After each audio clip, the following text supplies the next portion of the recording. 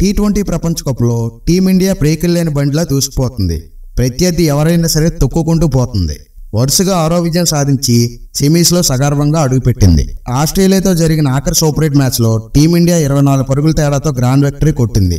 ఈ విజయంతో team India group 1లో టాపర్గా నిలిచింది. మరోవైపు గెలవాల్సిన మ్యాచ్లో ఓడిపోయి చేజేతుల సెమీస్ అవకాశాలని చేజార్చుకుంది ఆస్ట్రేలియా. ఆస్ట్రేలియాపై గ్రాండ్ విక్టరీ కొట్టడంతో టీమిండియా అభిమానులు ఫుల్ ఖుషి అయిపోతున్నారు. వన్డే వరల్డ్ కప్ ఫైనల్ ఓటమికి టీమిండియా ప్రతీకారం తీర్చుకుని లెక్క సరిచేసుకుంది. ఇక 92 పరుగుల సూపర్ ఇన్నింగ్స్ ఆడిన రోహిత్ శర్మని తెగ పొగుడుతున్నారు. అయితే అభిమానుల నుంచి టీమిండియా మాజీ క్రికెటర్ల వరకు ఎంతో నమ్మకం పెట్టుకున్న ఓ ఆటగాడు మాత్రం నిరాశపరుస్తూనే ఉన్నాడు. ఈ టోర్నీ మొత్తం అట్టర్ ఫ్లాప్ అయ్యాడు. సెంచరీలు హాఫ్ సెంచరీలు బాదుతాడనుకుంటే వరుస పెట్టి డకౌట్లు అవుతున్నాడు. ఇప్పటికే అతడు ఎవరో మీకు అర్థమైపోయి ఉంటుంది కదా. అతడు ఎవరో కాదు, మన team India run machine Virat Kohli. King ఈ మెగా టోర్నీలో వరుసగా విఫలమయ్యాడు. ఆడిన 6 మ్యాచ్ల్లోనే కేవలం 66 పరుగులు మాత్రమే చేశాడు. ఇందులో ఒక్క హాఫ్ సెంచరీ కూడా లేదు. విరాట్ కోహ్లీ కెరీర్లోనే ఇదే అత్యంత చెత్త వరల్డ్ కప్ అని చెప్పుకోవచ్చు. ఇక ఆస్ట్రేలియా మ్యాచ్లో డకౌట్గా వెనుదిరిగాడు. ఇటీవల ముగిసిన ఐపీఎల్లో కోహ్లీ విశ్వరూపం చూపించిన సంగతి తెలిసిందే.